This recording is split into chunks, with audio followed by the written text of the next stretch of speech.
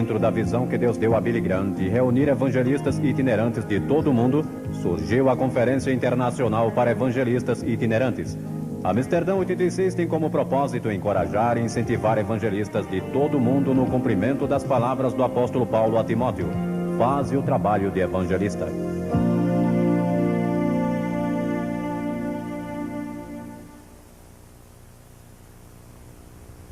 Quero que abram as suas Bíblias comigo em Mateus capítulo 24, o terceiro versículo, Mateus 24, 3.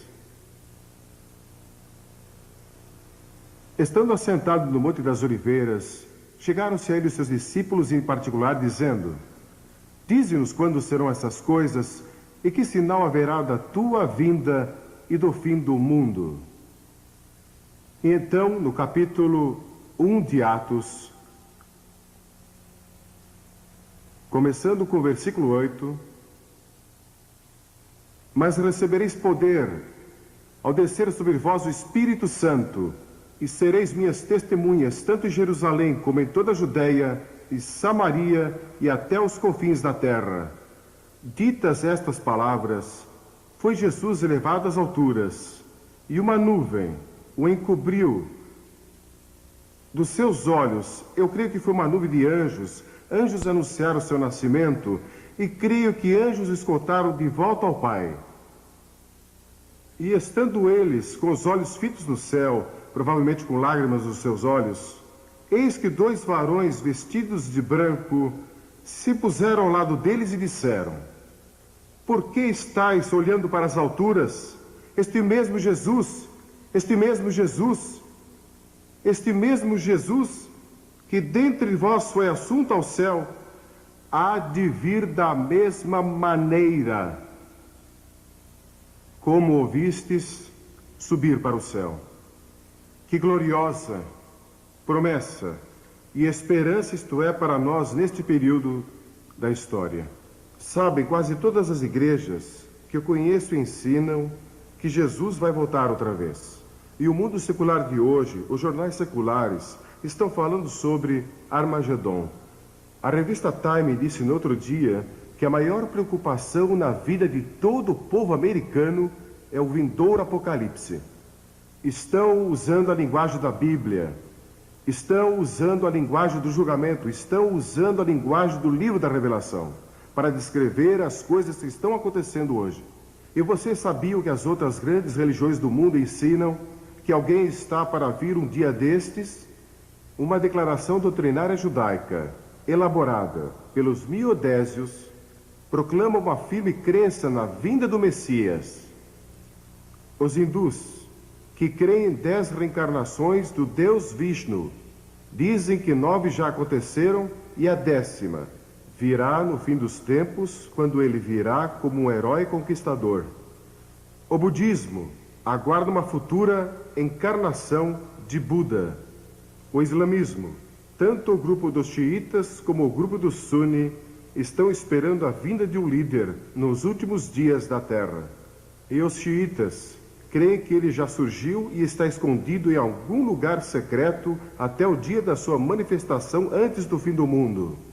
E os sunis creem que ele ainda não apareceu na história do islamismo. Mas de onde vem essa crença universal? Eu creio que vem do princípio dos tempos, quando no 3º capítulo de Gênesis, Deus prometeu a vinda de um Salvador, a vinda de um Messias, que viria para destruir as obras do diabo. Mas os discípulos fizeram 2 perguntas. Qual será o sinal da tua vinda? Quando virás outra vez? E quando vai ser o final dos tempos? Não sabemos a resposta delas. O Senhor Jesus disse que não devíamos especular sobre datas. Há muitos sinais. Alguns teólogos contaram 21 sinais dados apenas por Jesus, sem contar os sinais mencionados em outras partes da Bíblia. Há pelo menos 5 que quero mencionar em passagem. Primeiro, ele disse que seria como nos dias de Noé. Estariam comendo e bebendo e casando e dando-se casamento, trocando esposas, e que a moralidade estaria no nível muito baixo. Seria como Sodoma e como Gomorra. Então, segundo, que haveria um aumento de criminalidade. Jesus disse que logo antes do fim haveria um desrespeito à lei no mundo todo. Ele disse: ouvireis falar de sedições. Em Lucas, capítulo 21, no versículo 9, sedições. Essa palavra traz consigo a ideia de que o desrespeito à lei será geral. E traz consigo a ideia de rebelião, revolução, terrorismo e criminalidade, indicando que isso será um sinal da breve vinda de Cristo. E houve outra época na história que vimos tanta criminalidade, é generalizada, e foi o que Jesus disse. Então ele disse que guerras e revoluções aumentariam, ouvireis de guerras e rumores de guerras. Richard Nixon, o ex-presidente Nixon, esteve em Moscou há pouco tempo com o Sr. Gorbachev. Pode imaginar isso? E estão falando sobre paz. Eu peço a Deus que ele chegue a uma solução e que as superpotências possam se unir e trazer pelo menos um período temporário de paz, e que paremos de construir todas essas bombas e paremos de construir todos esses armamentos que podem destruir a humanidade. Sou a favor da destruição de todas as armas, de destruição em massa. E a bomba atômica é tão terrível e tão devastadora que é difícil imaginar. E você sabia que na América fundaram uma revista no começo deste século, chamado Século Cristão? Mais pessoas foram mortas e mais pessoas morreram de fome neste século do que em qualquer outro na história. E a Bíblia também diz que o conhecimento e as viagens se multiplicarão. Sabe com que rapidez podíamos viajar até o ano de 1840? Tão rápido quanto um cavalo podia até 1840. E nestes poucos anos, conseguimos viajar pelo céu a quase 30 mil quilômetros por hora. Pense nisso. Ele também disse que haveriam enganadores e zombadores. Disse que muitos falsos profetas se levantariam dizendo ser o Cristo. Você sabia que só em Los Angeles dizem que há mais de 400 que proclamam ser Jesus Cristo? Estão no lugar certo, Los Angeles. Seitas surgirão, feitiçaria florescerá, falsos mestres se infiltrarão na igreja, a Bíblia será objeto de ataques.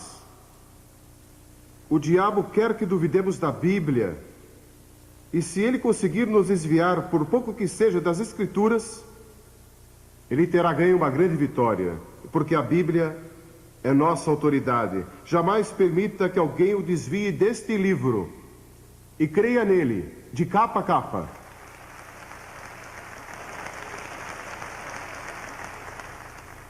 Agora, este mundo tem uma necessidade urgente de liderança. Quem vai acabar com o mal? Quem vai trazer paz a este mundo? A Bíblia diz que pessoas falarão de paz, paz, paz, quando não há paz. Nunca ouvi falar ou li de um momento na história em que a palavra paz foi usada com tanta frequência. Outro sinal que Jesus está para voltar. Um diplomata europeu disse algum tempo atrás que se o diabo pudesse resolver os problemas do mundo, ele seguiria o diabo. E alguns deles já estão seguindo o diabo. Uma menininha estava observando um velho relógio quando devia dar 12 badaladas, e alguma coisa estava errada e deu 13 badaladas. Ela correu para a mãe e disse: "Mamãe, é mais tarde do que nunca foi antes." Bem, quero lhes dizer, é mais tarde do que jamais foi antes. Nunca foi tão tarde antes, mas quero dizer outra coisa. Deus tem um plano. Deus tem um plano. Ele não abandonou este planeta para vaguear pelo espaço como um robô perdido. Filósofos seculares estão perguntando o que é a história afinal, por que o homem está sobre a Terra, para onde está indo? Alguns dizem que a história é como uma mosca bêbada com as patas sujas, de tinta fresca, cambaleando através de uma folha de papel. As pegadas não levam a lugar nenhum e não tem qualquer sentido ou nexo. A moderna filosofia hedonista foi descrita como um homem cego, numa sala sem janelas, procurando um gato preto que não está lá. E isto descreve alguns dos nossos dias atuais. Não tem qualquer ideia do que está acontecendo. Não consegue discernir de forma alguma que Deus tem um propósito. O grande ensino da Bíblia é que Deus não abandonou o mundo. Ele tem um plano. E seu plano é que Jesus Cristo vai voltar e trazer paz e justiça ao nosso mundo. Mas até lá, você e eu temos uma tarefa a cumprir. Nosso Senhor disse: ocupem-se, sejam fiéis até que eu venha. E ele também disse que o Evangelho do Reino será pregado a todas as nações e então virá o fim. O Evangelho vai ser pregado a todo o mundo. E no mundo sem esperança, devemos deixar Amsterdã como uma mensagem de esperança. A Bíblia diz que somos salvos e mantidos pela esperança, e a esperança não confunde. A Bíblia ensina que ele vai voltar entre nuvens, e todo olho o verá.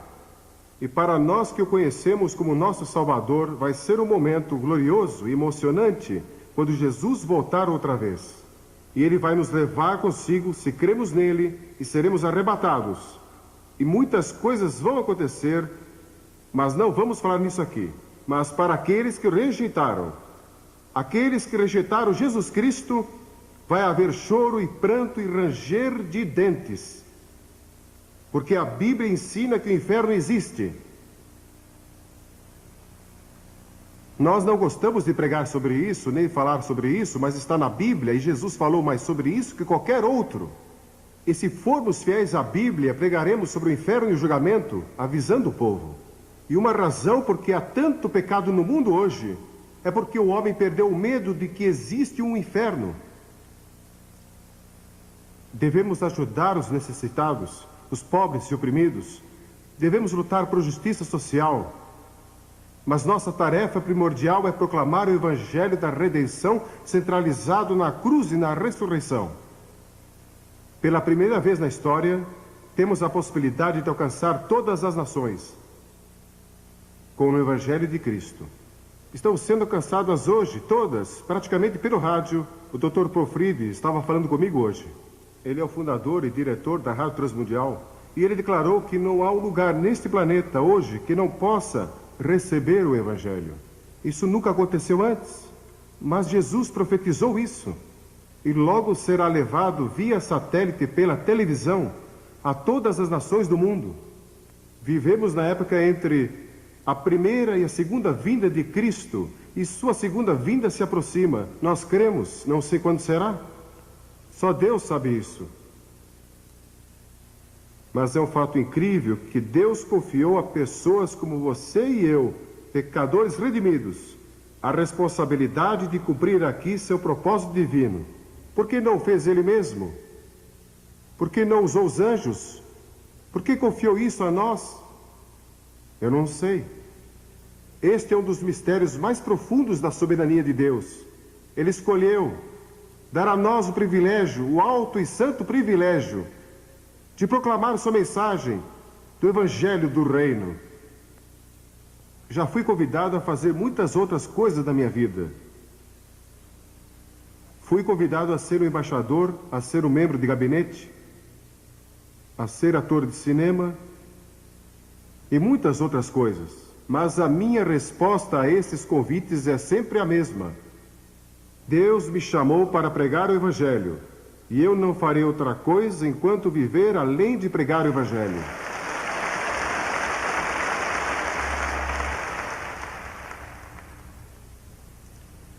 Ele quer que proclamemos a mensagem do Evangelho do Reino. E isso quer dizer que o que estamos fazendo aqui em Amsterdã é mais importante do que o que estão fazendo nas Nações Unidas.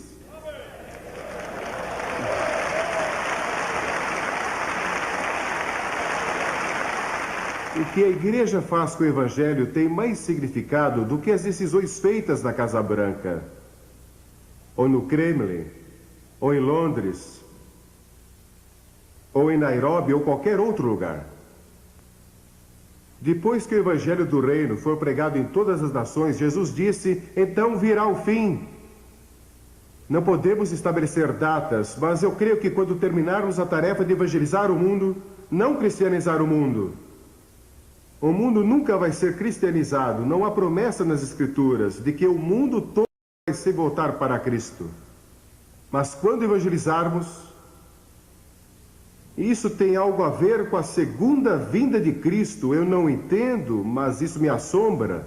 É difícil para mim acreditar que Deus confiou tal responsabilidade a nós. E estamos mais próximos de completar essa tarefa do que qualquer outra geração. Para a igreja de Filadélfia, ele escreveu: conheço as tuas obras, eis que tenho posto diante de ti uma porta aberta, a qual ninguém pode fechar. Quero dizer que não há uma porta fechada no mundo que possa permanecer fechada quando Deus resolve abri-la. E não quero dizer que ele a abre para missionários, não digo que ele vai abri-la para que alguns de nós ocidentais vamos pregar e ensinar, ou vocês de outros países. Deus tem sua própria maneira de fazê-lo. Em todas as nações do mundo, eu estava falando com um homem de Nepal, e ele estava me contando sua experiência. Não vou mencionar outros países aqui, porque é um assunto muito delicado e eles podem ter problemas quando voltarem. Precisamos orar por essas pessoas. Mas a palavra de Deus não está presa. Este mundo pecador está às portas do julgamento e do anticristo.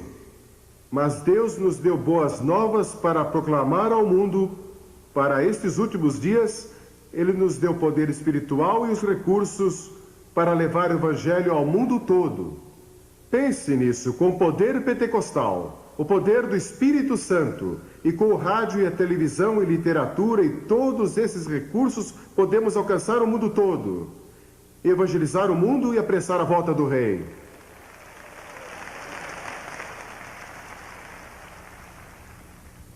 Se você não rededicou sua vida e seu ministério a Cristo durante estes dias em Amsterdã, eu oro que eu faça hoje. Visto que todas estas coisas serão assim desfeitas, deveis ser tais como os que vivem santo procedimento. Para o evangelista, vai ser uma vida perigosa. Vai ser uma vida solitária para vocês e suas famílias, em muitas áreas. Vai ser uma vida quebrantada, um evangelista chora pelos perdidos. Talvez tenha que viver em fraqueza, como muitos evangelistas. Muitos evangelistas que são fiéis a Deus, nunca foram muito saudáveis. Mas Deus sempre os sustenta. Eu olho para alguns aqui que são fortes e saudáveis, e vocês podem até dormir de pé, encostados a um poste. Eu daria tudo para ser como vocês. Não sou assim. Nunca fui uma pessoa muito forte. Minha esposa é forte. É mesmo.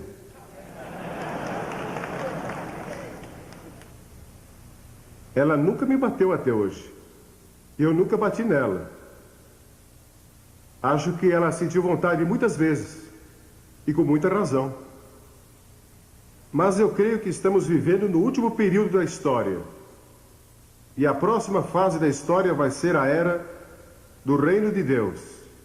Agora Deus pode reinar em nossos corações e seu reino está dentro de nós.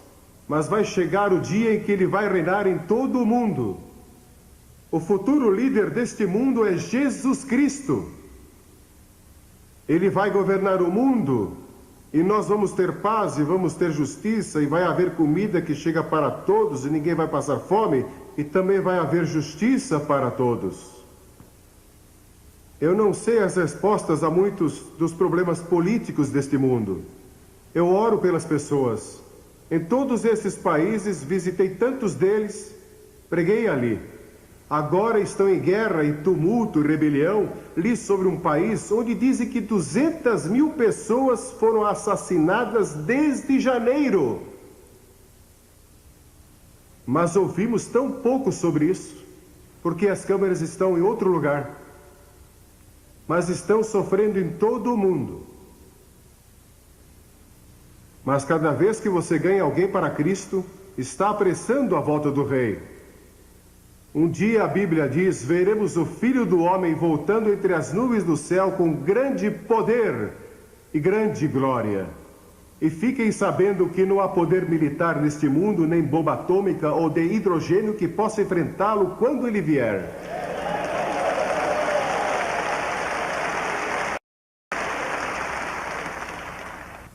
Um anjo é mais poderoso que todas as forças militares que possamos reunir neste planeta. E Deus tem milhares deles. E um dia virão com ele. Eu ouço os 4 cavaleiros, estão a caminho. Esses 4 cavaleiros, posso ouvi-los galopando. Escrevi um livro sobre isso há alguns anos. E vocês sabiam, isso é interessante, esse livro foi impresso na União Soviética, com a permissão das autoridades. Mas os 4 cavaleiros vêm vindo e Jesus está para voltar, e Jesus vai reinar. O rei Jorge II da Inglaterra viveu em 1743 e ele foi ao teatro Covent Garden, em Londres, e ouviu pela primeira vez o Messias de Handel apresentado ali. E o rei assistiu. E quando ele ouviu o coro do Aleluia e ouviu as palavras Rei dos Reis, Senhor dos Senhores, Aleluia, Aleluia, ele vai reinar por toda a eternidade, o rei se levantou. E toda a audiência se levantou. E o rei disse: como posso ficar sentado na presença daquele que é o Rei dos Reis? E desde aquele momento, as pessoas têm se levantado. Que dia vai ser quando Cristo, que é a nossa vida, voltar? Então você vai aparecer com Ele em glória. Se Ele voltar, antes de eu morrer, vou procurar meu pai e minha mãe, porque estarão com Ele, voltando com Ele em glória. Mas algumas pessoas dizem que se você crê nisso, então não está interessado nos problemas deste mundo. É só ficar esperando por Jesus. Mas não é isso que Ele ensina. Ele disse: trabalhe, ocupe-se. Tem sido minha experiência que aqueles que creem na segunda vinda de Cristo são os mais ativos, mais fortes, mais zelosos e também os mais dedicados. Somente nas epístolas podemos encontrar 22 passagens que falam de pureza, paciência, serviço e boas obras à luz da vinda de Cristo. Sim, o Rei vai voltar. E durante esta conferência, temos ouvido o clamor do mundo. Este é o mundo que clama, clama por liberdade, clama por integridade, clama por liberação. Joel diz que multidões estão no vale da decisão porque o dia do Senhor se aproxima. E até Jesus voltar, devemos obedecer à grande comissão. A seara, na verdade, é abundante, mas os obreiros são poucos. Orai, portanto, que o Senhor da seara mande trabalhadores para a sua seara. E acontecerá que todo aquele que invocar o nome do Senhor, ele será salvo. Vamos levar pessoas a invocar o nome do Senhor em todo o mundo. Quero fazer-lhes uma pergunta. Eu creio que há pessoas aqui hoje. Vocês vieram aqui a esta conferência e não têm certeza qual é o seu relacionamento com Cristo. Você não tem certeza se realmente é salvo. Tem algumas dúvidas a respeito? Não saia deste recinto aqui hoje sem resolver isso. Tenha certeza. Conheci muitos pastores e conheci muitos evangelistas que no fundo do seu coração não tinham certeza de seu relacionamento com Cristo. E alguns aqui. Quero fazer-lhes esta pergunta. O que você faria se soubesse que Cristo vai voltar em um minuto e fosse o único a saber disso? Você cairia de joelhos, clamando por misericórdia, compreendendo que nunca realmente o conheceu? Imagine que fosse 45 segundos. E há muitas pessoas a quem você deixou de testemunhar e o sangue delas está em suas mãos. Ou se você fosse o único a saber que Cristo vai voltar em 30 segundos, você correria pelas ruas gritando a plenos pulmões: Jesus está voltando, arrependam-se e creiam, arrependam-se e creiam. Ou se tivesse 20 segundos e compreendesse que não viveu uma vida santa, não está pronto para encontrar a Cristo e você está desesperado. 10 segundos. 9, 8, 7, 5, 4, 2, 1 e não está preparado. Você pode se preparar hoje. Vai chegar o dia quando todos os nossos sonhos e esperanças se realizarão e Deus vai limpar as lágrimas de todos os olhos, e não haverá mais morte, nem tristeza, nem pranto, nem haverá mais dor, porque todas as coisas velhas terão passado. Sim, vou encontrar você no céu, se você conhece a Cristo. Vou ver você no céu e sei que vou para lá. Nunca tive dúvida a respeito. Sabe por quê? Porque se minha salvação dependesse de Billy Graham, eu estaria perdido. Mas depende do Senhor Jesus Cristo e do que Ele fez na cruz e da sua ressurreição. Tudo está nele. Porque pela graça somos salvos, mediante a fé, e isso não vem de vós, é um dom de Deus, não de obras, para que ninguém se glorie. Se você conseguisse salvar a si mesmo, você andaria pelo céu dizendo, vejam, consegui chegar aqui sem a ajuda de ninguém. Mas o que você tem que fazer é chegar diante de Deus e dizer, Deus tem misericórdia de mim. Venha até a cruz. A graça de Deus vai alcançar você, não importa onde você esteja. Ouvi a história de dois rapazes numa universidade. E no quarto ao lado havia um jovem que era radioamador. Você sabe o que é um radioamador? Acho que sim, muitos aqui provavelmente fazem isso. Você tem um rádio que pode ser operado da sua própria casa e você pode falar com pessoas em todo o mundo. Então, esses jovens conectaram alguns fios àquele aparelho de rádio.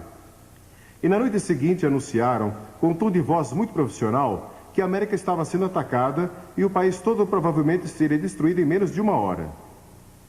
E aquele radioamador ouviu aquilo no seu aparelho.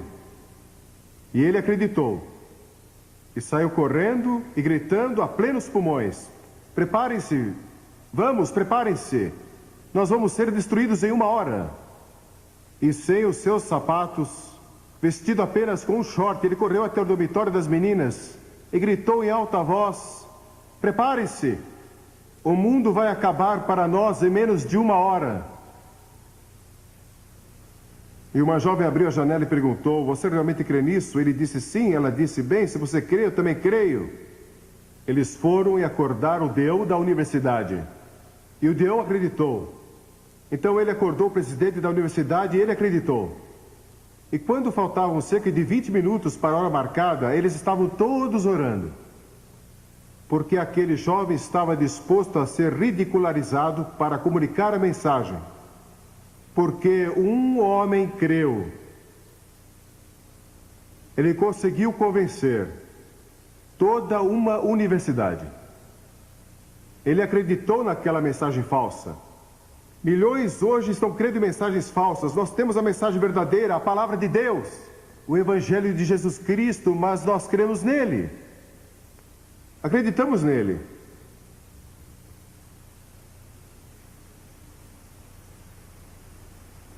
Antes de regressar para casa, seu primeiro passo deveria ser rededicação e consagração.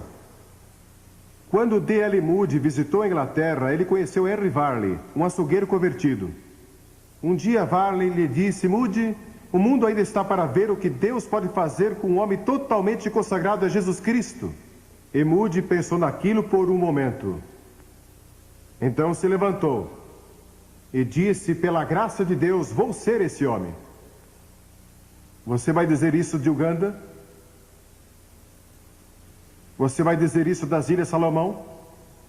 Você que é da Austrália vai dizer isso? Vou ser o homem de Deus para meu país, vou ser o homem de Deus para a minha vila, para a minha cidade, onde eu moro.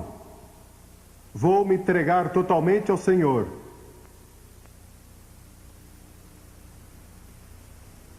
Você já fez isso? Vou pedir que todos curvem a cabeça em oração.